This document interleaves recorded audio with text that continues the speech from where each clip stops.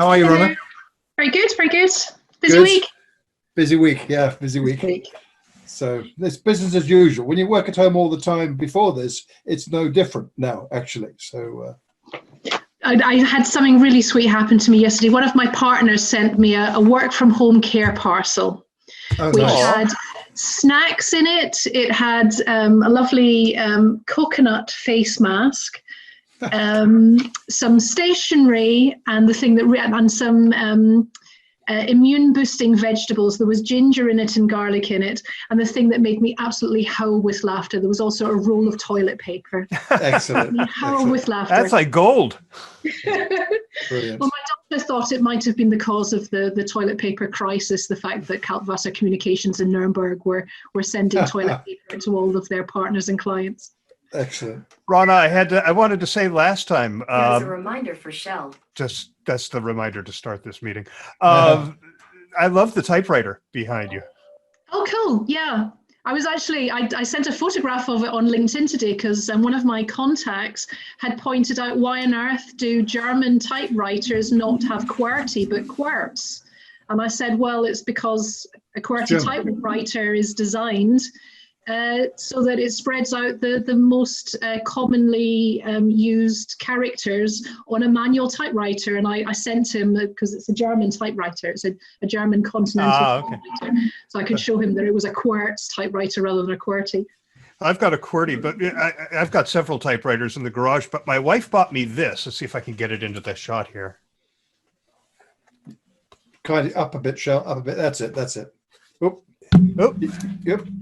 Your digital green screen's kicked in. Right. Oh, lovely. This is a computer keyboard that is a typewriter keyboard, so it actually clatters when you type.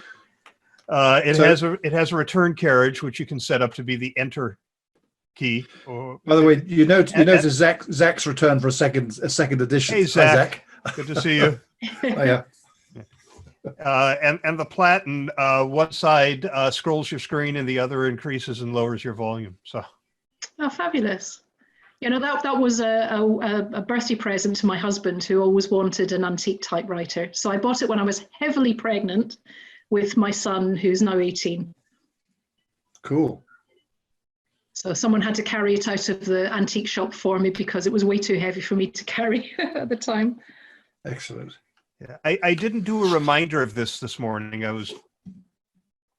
just tweeted out one myself, but that was only 10 minutes ago. So, well, it was only 10 minutes ago, but you never know.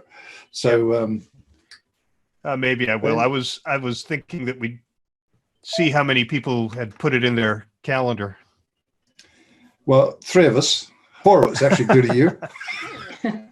I'll put out a reminder. So what are we going to talk about then? Not coronavirus. Oh, no, COVID-19 please. instead, Anything but. Yeah. Well, I guess we could start, I suppose, with thinking about how Zoom is in the spotlight for many good reasons, but a lot of not good reasons. You probably read, I'm sure you did, the CEO's blog post that sets out what they're planning to do, which I saw has been roundly criticized by most of the tech press. So the issues are, the stuff that's not secure, stuff they've been doing that's kind of like not really a good idea at all. They're now saying, yeah, we're going to fix it and all this kind of stuff. Is it good enough, do you think, or should we all move away from Zoom, which I don't see happening anytime soon anyway? Thoughts?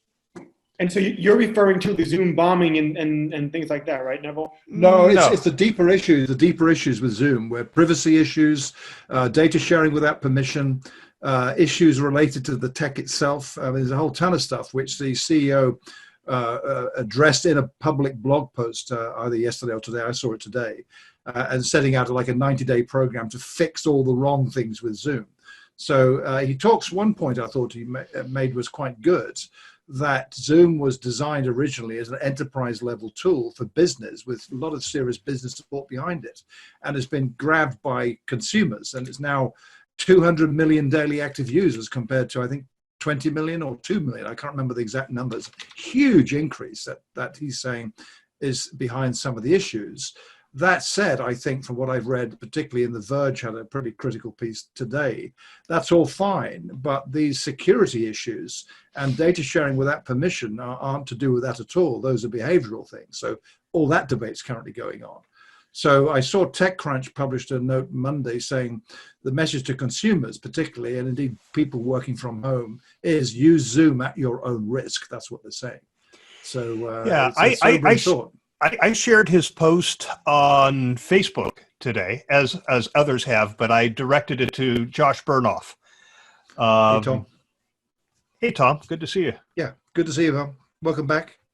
You know, Josh writes his Without Bullshit blog, and he usually takes statements by CEOs and dissects them. And I was curious what he thought, and I'll tell you what he said. He said, since you tagged me, here's what I think. Zoom's privacy problems have been multiplying. It's going to be a challenge to turn that perception around, and it's a shame since as a paid service with no ads, Zoom has no reason to collect data it doesn't need. This communication doesn't put that concern at the top. That's not so great. I am friends with the CEO slightly. What he has created is amazing. Now it's time to fix the problems and be honest about it. Yeah. And Shell Israel also said that he kind of buried the lead in his post. That's the criticism I've been reading. Neville, what have you been seeing criticism? What criticism have you been seeing in the tech meeting? Basically the same. That the kind of trying to talk about, yes, we recognize this, and we're going to fix it over 90 days. What I'm saying basically, that's simply not good enough. And some of the issues that Zoom has relate to things like tracking your behavior in front of your camera, where Zoom can tell when you're not looking at the Zoom video window, and it alerts the person who's the host. And that's the case with the enterprise one. And that, I think, surprises a lot of people who didn't know that was there. And then there's some significantly techie stuff that's not quite right. If Dan York joins us, I'm not sure whether Dan will be with us or not. I'm sure Dan could talk about those tech issues. So, I mean, I think Zoom's phenomenal. I love it. We use it in our organization, the enterprise version, have done for a long time. And it's best. I think it's the better tool of any I've tried, including Teams. Sorry, Tom, including Teams. And so, yet these issues are reputation damaging. I think maybe when the sober, cold light of day arrives, when coronavirus is all over, that's when this will get a lot of attention. So unless there's some kind of damage limitation, apart from addressing the issues, but the PR issue to me is a big one for them. Yeah, I like the video in Teams, but the thing is, to set up a whole team just to have the video conference seems excessive. I think the use case is the issue. Ronna. Yeah, the collaboration tool.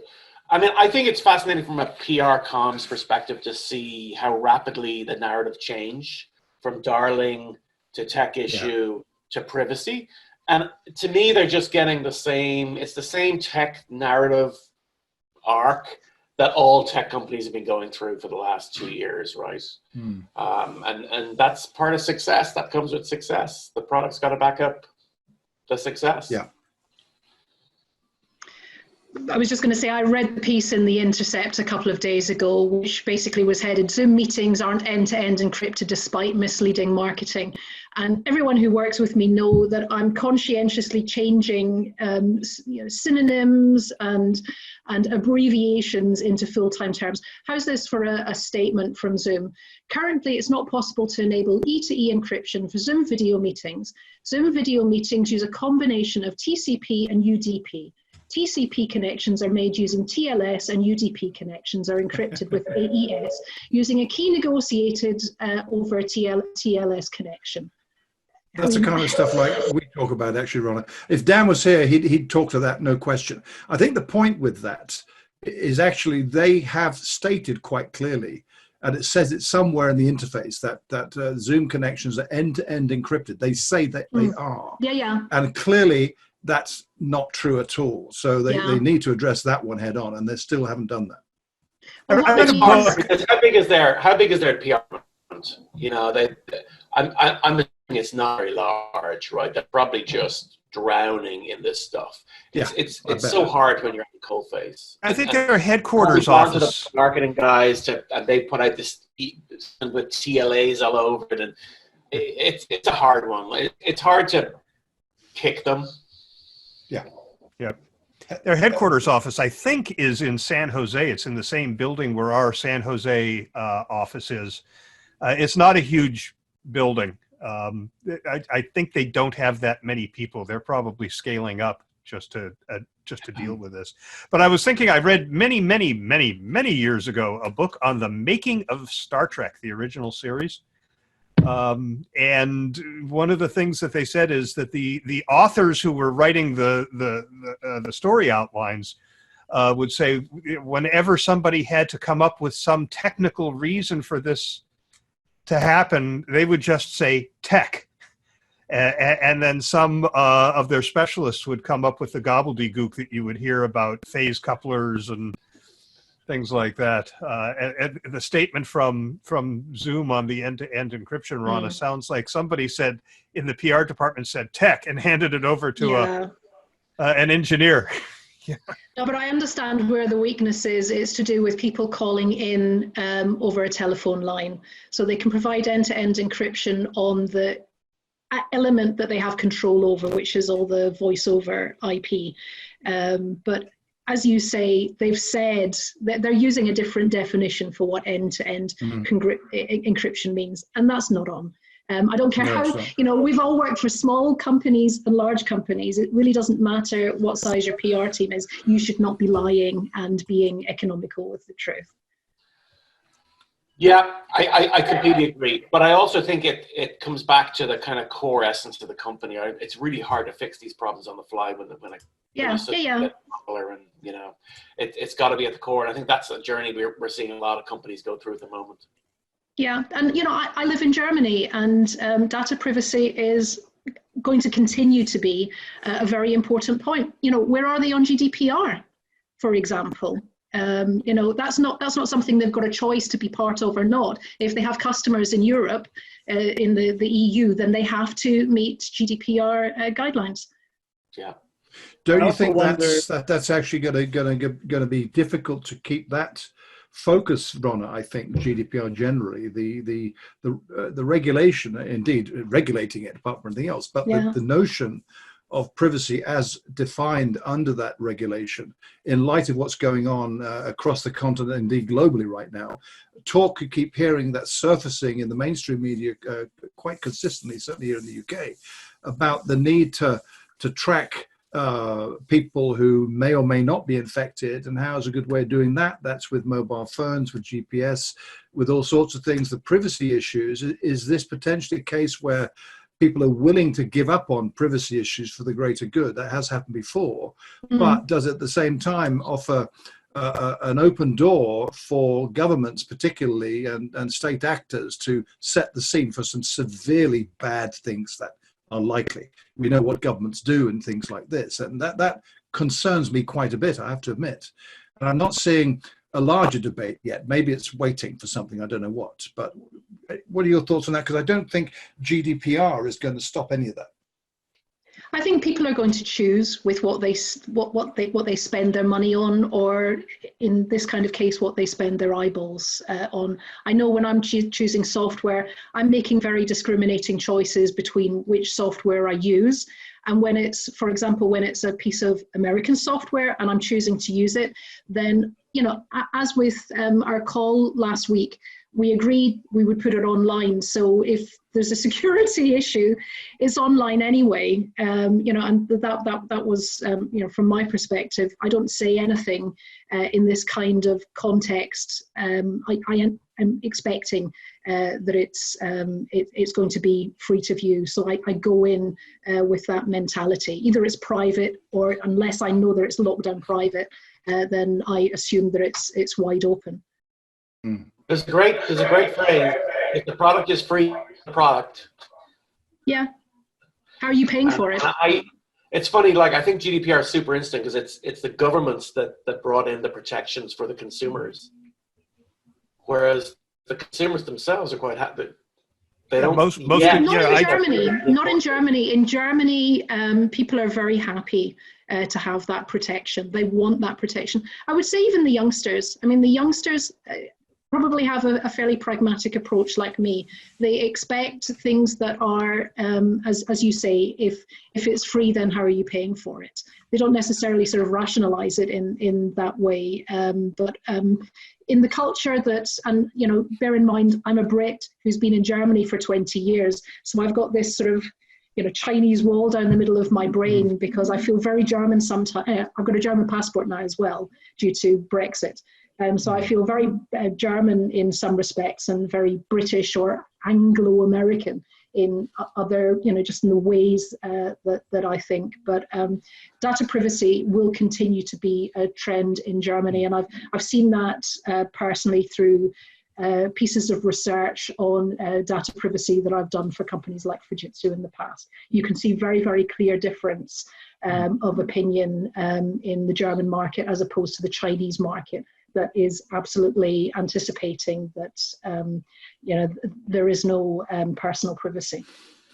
Can I just interject? We have a guest, Suresh Babu, on. Suresh, could you say hi? Hey, there you go. Hey, long time no see. I know. How are y'all?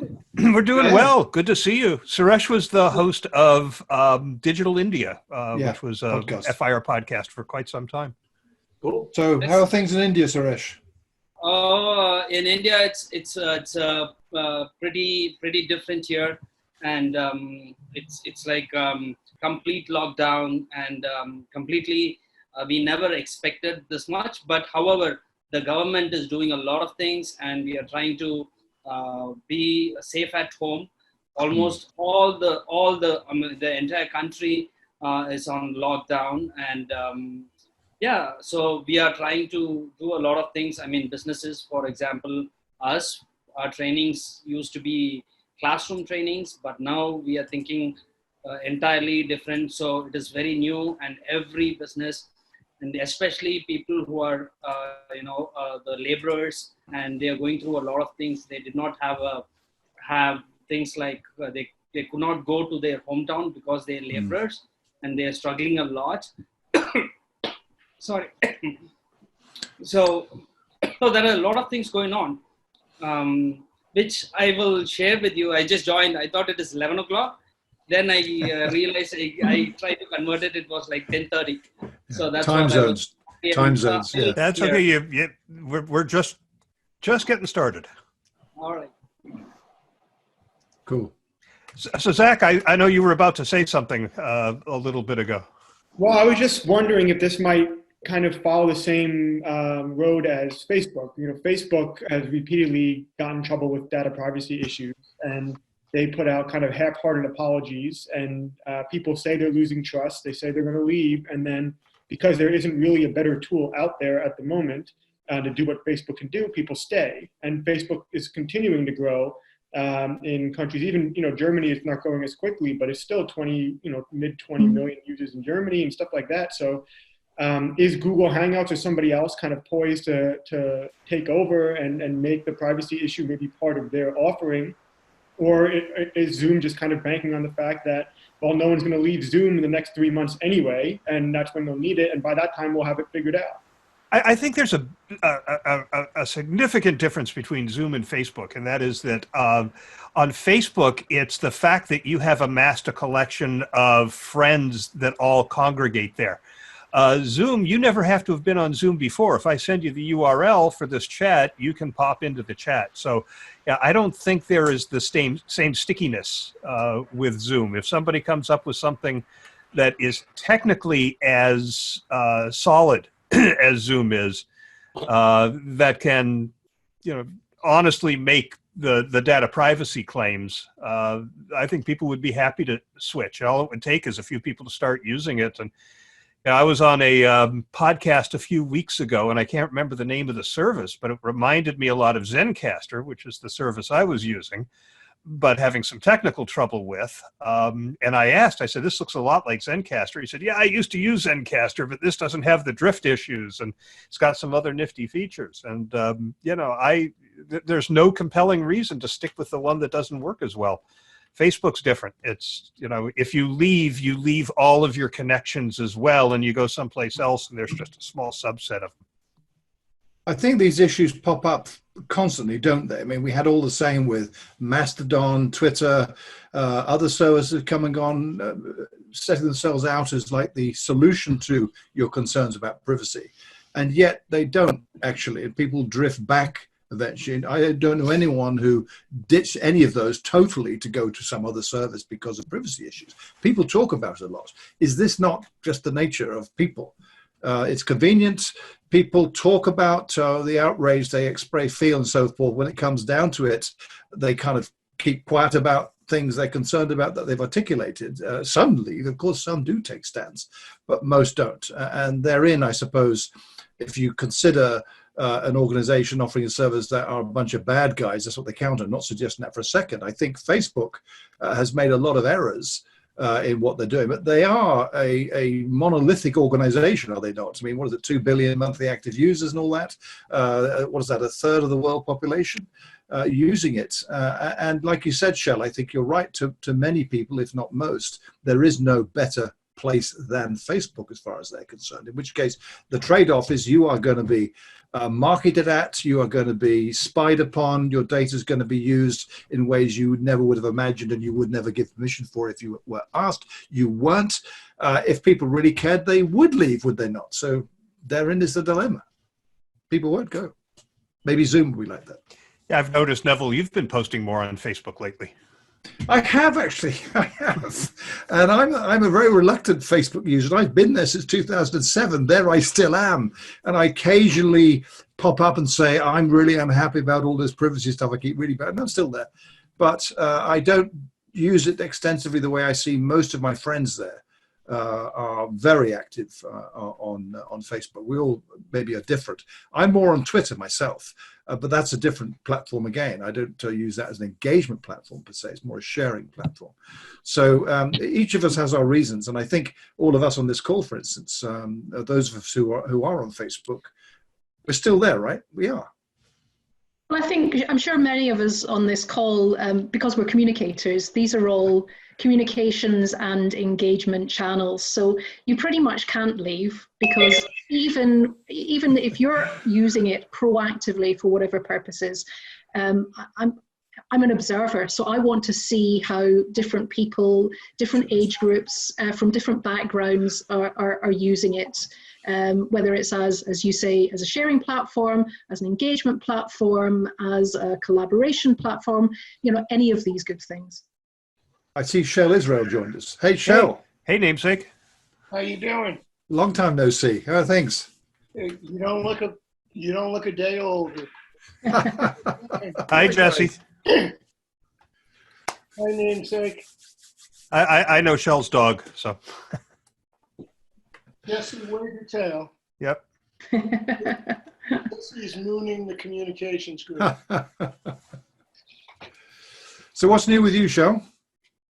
Well, there's been this bug going around the neighborhood that kind of is cramping my style. Other than that, nothing.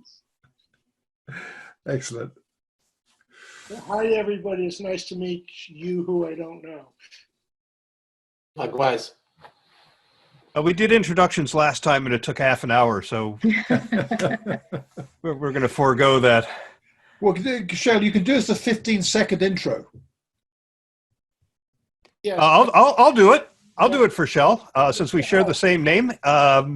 Shell is the author of multiple outstanding books on technology. Naked Conversations, probably the one that is best known. One of the earliest books, if not the earliest book, to talk about business use of social media. Longtime PR practitioner, now doing some ghostwriting. And what did I miss? Married to a wonderful woman named Paula. A wonderful woman named Paula who just went out of hearing. So you missed the opportunity to get a brownie point. This is being recorded. It'll be on YouTube. So I'll send you the time code for that.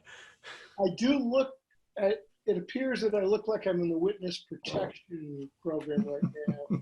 So I'm going to put down the lighting that's behind me so that when I look either overjoyed or in anguish, you'll all know. Excellent. Cool. So we have another new guest, Pooja. Hey, say hi. You're muted, Hi. Pooja. Oh, there you Hi, go. hi. I have to introduce maybe Pooja. Yeah. Pooja is part of my team. She's taking care of social media. So she's teaching social media at Web Marketing Academy. So I told her, I'm going to do this. I shared the thing in the link, LinkedIn, and she said, okay, I will try to join. And it's already like 11 o'clock. Let me join in a few minutes. And she said, I can't be on video, but I said, you can just join in audio. Yeah, Yeah. definitely. Which part of India are you in? I'm in Karnataka. In where, sorry? Yeah, it's Bangalore. Okay, cool. Bangalore. Yeah. Yep. So we got nice to meet you all, guys. Likewise. All too. Yeah. Web University, as I recall, right? Yeah. Web Marketing Academy. Web Web Academy. Academy. Yes. So you must be finding this current situation with so many people at home, either voluntarily or because they have to be. Are you seeing that as a great opportunity, or how you find, is that making a big difference to what you're doing? Yeah, I think it's a new situation for us, and I think we have to explore the new things here. I never tried Zoom call before, but because of this situation, we're trying to explore. In fact, we started, Web Marketing Academy basically is known for offline classes. So because of the situation, we started taking online classes for our students. So yeah, it's like a little bit different, but yeah, we have to adjust and we have to cope up with the situation. So it's going okay with me. Cool. So, everybody's been using backgrounds, and I haven't for a variety of reasons. One of them being that my home computer is an older computer. I mean, it rocks, it's very fast, but it won't handle the backgrounds without a green screen. And setting up my green screen is a cumbersome thing. So I found this tool called ChromaCam, which takes over your camera and allows you to do that stuff. So rather than designate the actual camera, I designate ChromaCam, paid $29 for the lifetime service. And now I can do this. So I'm just testing it. That's why it's a useful feature. You're right. It does need I started doing this a couple of years ago on Zoom when I first discovered the virtual backgrounds feature. It does require a pretty powerful computer. So your average MacBook, for instance, won't support this at all. Yeah. But it's great. And the addition of not having a physical green screen is great. I'm using mine, for instance. This is a virtual background behind me with not an actual green screen. I have an actual green screen. And when you see them, the two, you can see a difference. It's like the difference between standard definition and high definition. But these are great. And I've noticed recently a lot of people coming out with guides on how to do virtual backgrounds on Zoom. So there are some, I've been on a lot of calls with a lot of people recently, work-wise, but also personal. And there are some truly eye-wateringly terrible backgrounds people are experimenting with. Well, this is some great ones. Also great ones. It's a good idea. This is Lake Bled in Slovenia, where I have been. It was a Facebook challenge to share a picture of some place that you've been with no comment. So I found this one. But the reason I brought it up is that I read that brands are now starting to make Zoom backgrounds available, branded backgrounds, which I think is fast acting on a marketing opportunity. I thought I was pretty impressed to read that. A double-edged sword, I would say. No, Shell, I was supposed to Neville, last week I was very impressed with your interior designer until I realized there was a very slight flicker at the side of your face. Yeah. And I realized, okay, this may not be what we think it is. No, it does do that, I must admit. It does, depending on the lighting you have in your room. So worst culprit is if you're sitting with a window behind you or a bright light behind you, the camera in front of you. So apologies. Right, Rock and Ronnie Shuchuk has joined us. Hey, Ron. Hey, Ron, how are you? I'm well. How's everybody? We're all good. Good to see you. Likewise. You know, Shell, thanks for sharing about the background. I was about to give you a sermon about shelter in place. Now, if I could be at Lake Bled, believe me, I would. It's a spectacular place. I don't know if anybody's been there, but it's this beautiful lake. On the shore, there's some really nice resorts. Tito's old summer home is on the which country is it in, show? Slovenia. Slovenia. Yep, and it was the westernmost part of the Yugoslav Republic at one point. Borders Austria and Italy and Croatia. But in the middle of the lake, there's this island, and there's this 14th century cathedral on the island. It's not operating, but it does have a bell, and couples who are about to get married will go out there and ring the bell for good luck. That's a tradition. And there are these very interesting rowboats that you take to get out to the island, but it's spectacular. If you ever get the chance to go to Slovenia, I couldn't recommend it more. It's my favorite place in the world. There's a plug. Yep. It's got little wineries and rolling hills and forests, and just loved it.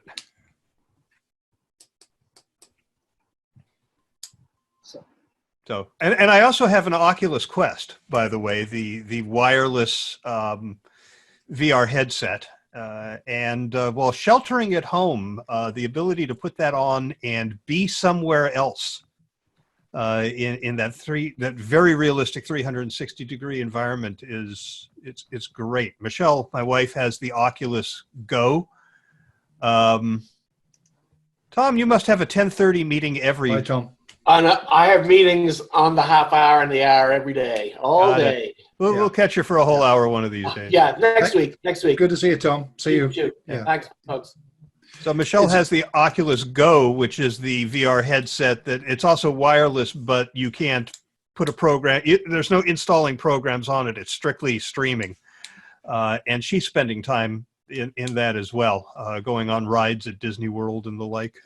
So. Did you see a story just a couple of days ago, I think it was, might have been today even, about a university somewhere in the United States that has replicated its campus on Fortnite and enabling students to use Fortnite to have that experience as if they're in the university. The thought that came to my mind immediately was, I remember people doing that Second Life back in 2006, 2007, where you would create a virtual version of your world. And a lot of brands were in there experimenting, people like IBM, or the tech companies, Dell was in there. Some of the big traditional manufacturing companies. I remember General Motors. I still got the sports car I bought from General Motors back in 2007. I still got it because, yes, I still am in Second Life, by the way. I check in about once every month or so and encounter my avatar exactly where I left it before. It's great. So I just read that Linden Labs, the owners of Second Life, have sold the unit that was trying to port it over to VR, and they've given up on that. So there will not be a VR version of Second Life. I mean, they do have another version. Well, that's not another version. It's a next level up from Second Life as a virtual world. They're not pitching it as a virtual reality experience. But that's been in development for like 5 years. I'm not sure where they are with that. But it's interesting when you go to Second Life. It's all still there. It's quite extraordinary. And of course now it works very well indeed on better equipment that we now. And there's no one there, right? No, it's I think of your because I remember from that time, Neville, when you used to talk about Second Life. I never got into it at all. I never tried it. But at the moment, I'm spending not a lot of my time, but some of my time on Sims 4. Oh yeah. Which the avatars, the worlds that are created, and the ability to create characters, and I watch some of the YouTubers who basically do dramatizations and storylines on The Sims. Last week, because I'm in lockdown, I bought basically the equivalent of a South Polynesian or a Hawaiian world. I've been having great fun I'm a mermaid now. Swimming about Hawaii. Excellent. And it's the best form of escapism. Yeah. And I've always before I got into PR, one of the things that I was considering doing was architecture and interior design. It's a lifelong love of mine, and the ability to design houses and interior designs, the skill that some of these basically professional YouTubers who their only content is creating buildings and worlds and dramas on Sims 4 is quite incredible. And I would love to see, I think Sims 5 is due to be launched next spring. I'm intrigued to see how that develops and whether that will gain a kind of functionality as you guys had on second. Interesting. Maybe it's time for it now. I've installed it and I've played there for a few minutes, called AltSpace VR, where people can get together.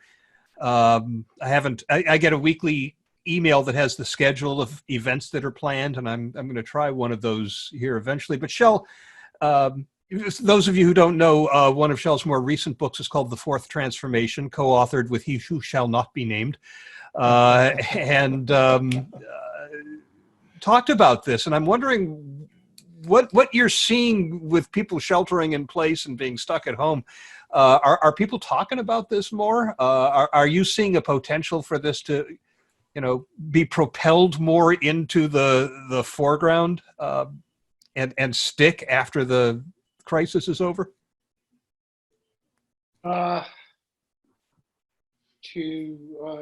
To follow the advice of Josh Bernoff, let me answer in a single word: no. The last book, which supposedly played a role in the company you just named being acquired by Microsoft, said that I'm in the middle of three thoughts, so bear with me for a second. Basically, immersive technology, we predicted in our last book that the center of our life would move from the handset to the headset. And that has not happened. I don't believe it will happen. But what is left behind, which is now being called immersive technology and spatial computing, is a technology that has a lot of uses and is growing at a very comfortable but reasonable pace of, 10% more users and 10% more revenue per year. I'm making that up, but it would be on that level. The book we wrote was all about consumer apps, and what is taking off much more is enterprise apps. Warehouse picking is done with headsets on these things. And all sorts of things along the supply chain. When a truck driver breaks down on the side of the road, there's a headset that he uses, or he uses an app from, again, I'm spacing a little this morning, a German company that's doing quite well, that gives him a virtual user's manual. So when he looks under the hood, he can see what's wrong and either fix it himself with directions from this company, or bring in the repair person who has the part with him when he shows up. So immersive's doing well, but it is not a transformational technology, which is what He Who Shall Not Be Named, but used to be known as Robert Scoble, deserves the co-author credit. And he's also the one that made these predictions. But yeah, I know that you can't get a Quest. They're out, and every time they come up with a new batch, they ship them and then they're out again. And they've just come out with Half-Life Alyx, which is the first immersive VR headset-oriented game, which has been getting spectacular reviews, and people are saying, VR is for gaming after all. There may be some incremental acceptance of this from the consumer end. I don't think it'll get huge until the prices come down. I paid $5.99 for my Quest. A Rift is more, so. I mean, like Shel or like Robert, I see a lot of it in an industrial context, augmented reality. Where I live in Regensburg, southern Germany, there are a lot of these startup companies working with big industrial companies, and the kind of examples that you shared, Shel, things like, looking at the maintenance guy looking at the machine with glasses on, so that they can actually sort of see pointed out to them where something's missing. Yeah. I think Deloitte is doing their new hire onboarding in VR. And there's some spectacular potential there. And I read about this before the coronavirus, but can you imagine bringing somebody on board now? And despite all of the furloughs and layoffs, there are hundreds of thousands of people being hired right now to just say, put on your VR headset and you'll go through the entire orientation. You'll learn about our facilities and processes and do it at your own pace. I rather than have everybody show up at 9 a.m. in the conference room and have to schedule people to come in and do the presentations, I think, huge potential around that sort of thing.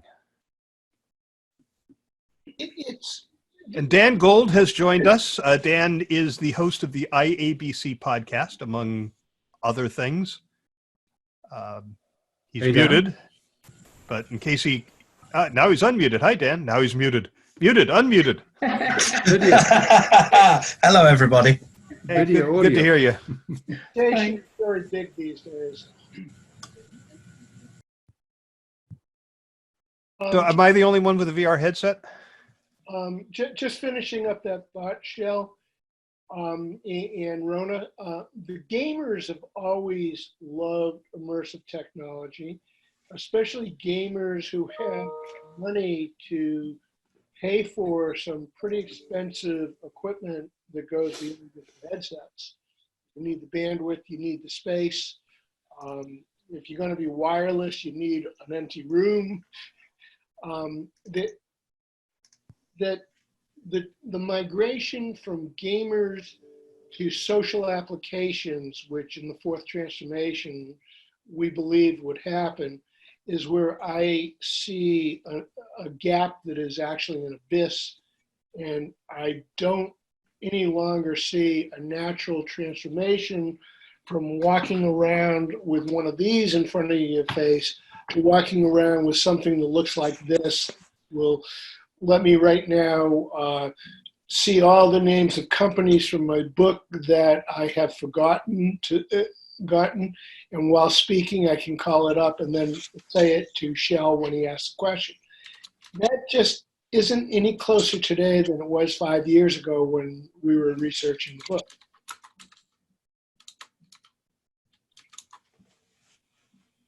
Yeah, these things always take much longer than anticipated, don't they? Yeah. And then sometimes jump a few stages. We got conditioned in technology. I'm going to wax eloquent for a minute here. But I spent 40 years making a living off of the next big thing. And we may have finally reached an era where there won't be next big things. There will be all sorts of incrementations moving forward. But it becomes a game of inches, not of dimension. All of this stuff is being adapted more, it's being used more. The equipment is getting better, the Oculus people are way out in front. 2 years from now, someone will overtake them if it's financially worthwhile. I think the whole tech industry has to realize that it's no longer a segment, it's become oxygen. We are business. There is no company that is not a tech-based business anymore. And the standard applications that we have are really just good enough. And I don't think anybody's waiting for a better spreadsheet from anyone.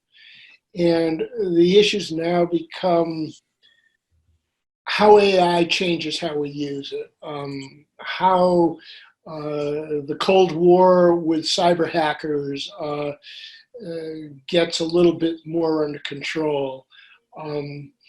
For the next few years, most businesses are going to be focusing on recovering from the trauma that is happening right now. Mm-hmm.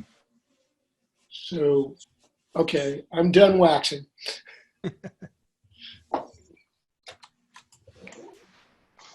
If I may I tell you guys about something I've been working on for the last week that's very topical at the moment? Please. As I'm sure you've all been following, the WHO briefings on a regular basis, and the quote that's most often referred to is test, test, test. One of my clients, AMS, had an announcement that it was preparing to make in the medical sensors field.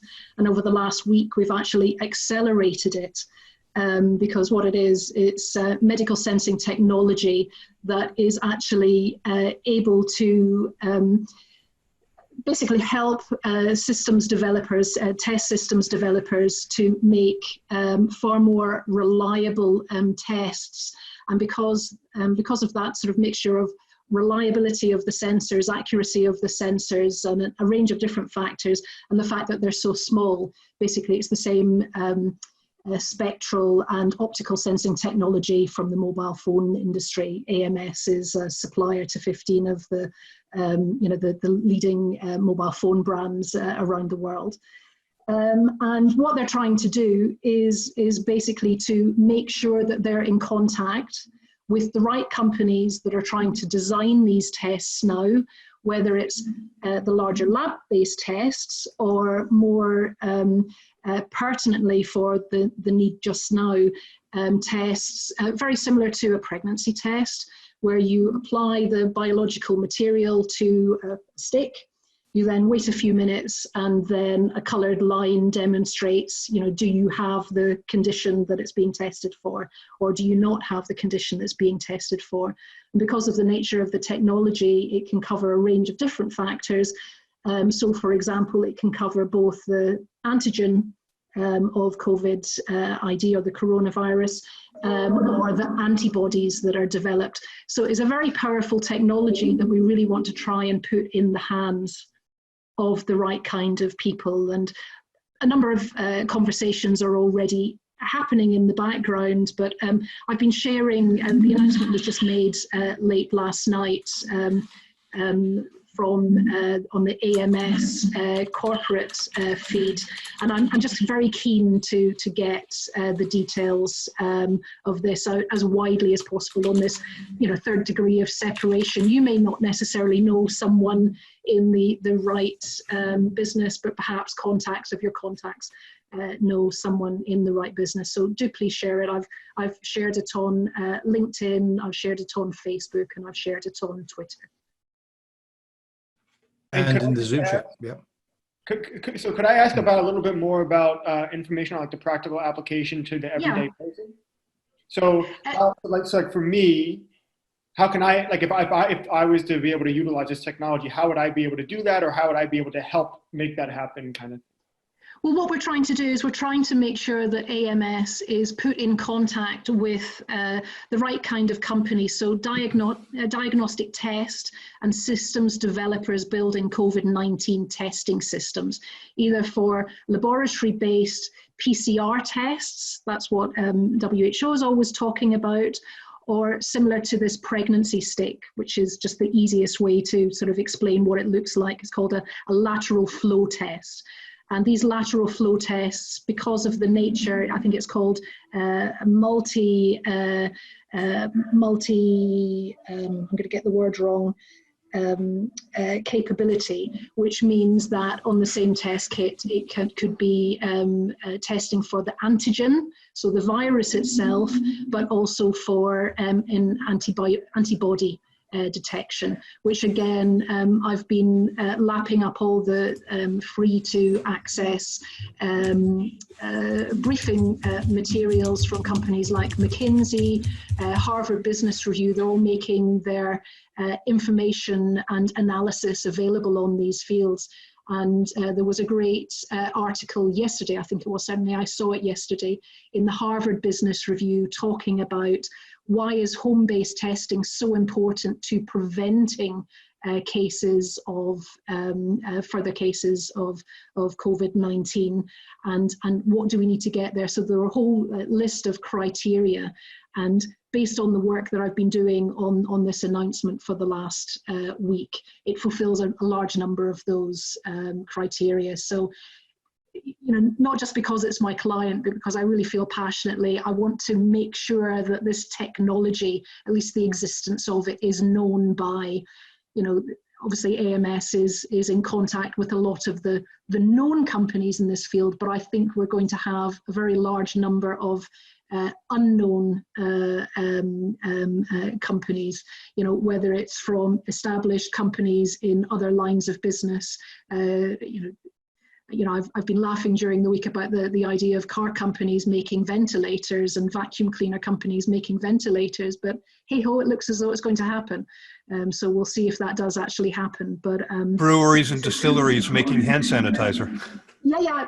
Well, I mean that is more obvious because at least they're an alcohol-based business, and one of my school friends works at Diageo, so I was very interested when I read that story on her feed. So if I'm correct, if I drink a lot, I will be germ-free inside my body, and thus. I don't think it works that way, Shell. Can I become an alpha tester?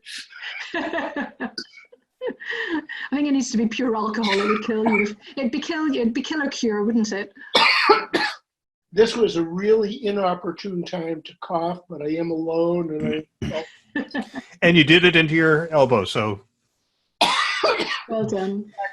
So Ron, what's going on with you?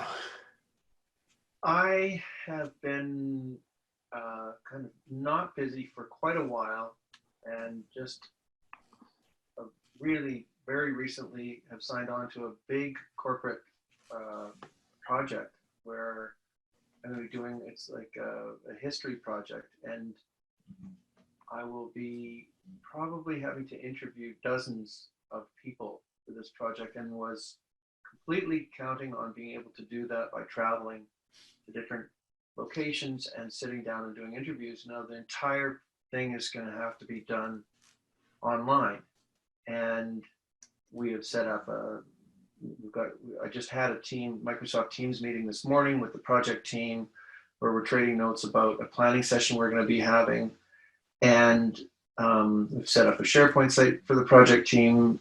And it struck me, and this is something I'm sure you guys have been thinking about and talking about, but I was having a conversation on LinkedIn with a colleague of mine who is quite a forward-thinking guy, and he said that he's seen comments online that COVID-19 is the best agent of digital transformation in history.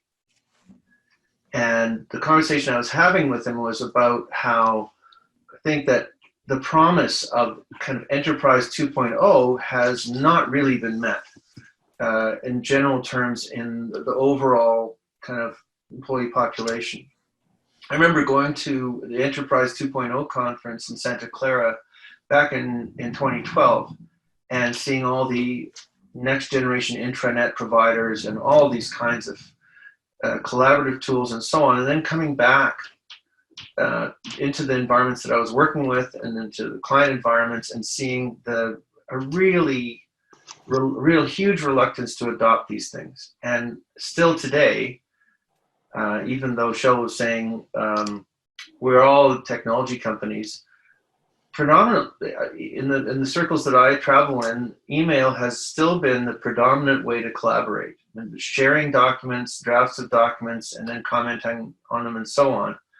And I think that this whole pandemic is going to force changes that have been really slow in coming, and I'm quite excited about that. It's interesting, Ron. We, in my company, about a year ago, they said Teams is now the collaboration tool. We're dropping Skype for Business, but there was no initiative, right? There was no pilot group. There was no rollout. It was just, here it is, everybody. It's available if you want it. Now, with everybody working from home, suddenly everybody has adopted it, right? So we are rolling out daily Teams tips over the intranet. And what I find is I'm getting contacted, and even attachments with documents now are coming over Teams instead of email. I'm already in there anyway, right? So that's internal, of course, but still an interesting, I don't know if it's going to last once everybody's back in the office, but it's an interesting. Can I jump in there too? Yeah. Something Ron said into something you just said. You just said now that everybody's back in the office. No, I said when everybody's back in the office. When everyone's back in the office. I'm not so sure everyone will be back in the office. And to that, I would mention Zoom. You know my wife Paula, and you know how often she has said to you she's a late adopter, and she's proud of it. Well, I was late to this meeting because we just had a conflict of Zoom meetings, and she doesn't have Zoom set up in her computer because she's such a late adopter. So I had to wait for her meeting to end. You know, by next week, there'll be one more adopter in the House of Israel. Right. Yeah. And as far as what you said, Ron, well, email is a technology. We find it old because we have all made a living off of focusing on what's new. But do you realize that a generation before mine, they considered really rapid communications Western Union. And the change, you know, it's in one of my books when I was young and more brilliant, I wrote that adoption of social media was somewhat like sitting on the equator on the front porch, feeling the lufts of a tropical breeze, and just doing nothing all day, except during that day, you've traveled 14,000 miles around in a circle. So in a lot of ways, things continue to evolve, and they evolve far faster than ever. And whenever something dramatic happens, and certainly we're experiencing the most dramatic occurrence, I'll personalize it, it's the most dramatic occurrence of my life, except maybe the nuclear bomb that went off for the first time a few days before I was born. The fact that email is old-fashioned is one thing. On the other hand, school children everywhere are now learning on Zoom. Teachers are learning that some things don't work on Zoom and other things do. Everybody is learning how to have a conversation when we have to check over to the right to see who's talking and whose mic is on, mic is off. But it is all moving very, very fast. When I was talking about immersive technology, I think the point that I was babbling and trying to make is that that is an evolutionary thing. It is going to be important. It is going to improve productivity, information, communications, all of that, but it isn't going to transform us. The pandemic that we're going through right now is transforming world. Yeah. Agree completely, but it's driving those changes that we've been waiting for to make them much, much faster. I'll give just one example that I've been thinking about lately. My daughter is a lifelong music fan. Every concert that comes to Vancouver, she has to see it.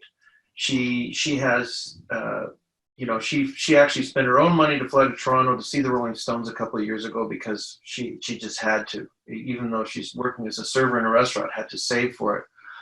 Now these giant concerts that have been a staple and have been making musicians and promoters billions of dollars over how many years are on hold almost indefinitely. And so what kind of a lot, and so my daughter and so many other people live for that live concert experience. All that industry is going to have to put themselves into finding out how they can make a proprietary live experience that's more than just a YouTube or Facebook live event. VR. And I think that's going to change technology. So my daughter's going to be one of the ones that's buying the VR headset so that she can see the Stones live or similar to live. And I think that change, or there's going to be some giant advance in helping people have those shared experiences. It's going to happen just way faster because of this COVID transformation. Yeah, I am skeptical, Shell, that we're going to see a massive transition to work from home when this is over. If we do, I think it'll be incremental over maybe a decade. I talked to my colleagues at WebCore, and I'd say 90% of them cannot wait to get back to the office. Good to see you, Zach. See you next week. Thanks. And remember, we do this every Thursday now. for as long as we're all stuck at home. But part of it is that not everybody has a home office, so they've cobbled together a place to work. They're on top of each other. I don't know if you've seen the statistics on domestic violence spiking as this is going on and on.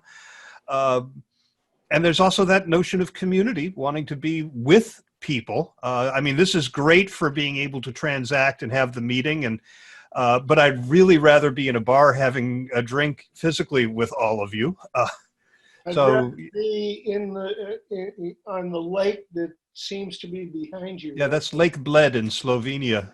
You missed my introduction of my No, I background. heard the old Shell, the older Shell, don't remember so well no more. But yeah, I think when this is over, most people are going to head right back to the office. I think what you're going to see is more openness to people who say, I want the job, but I don't see why I need to come in every day. I'd like to work from home.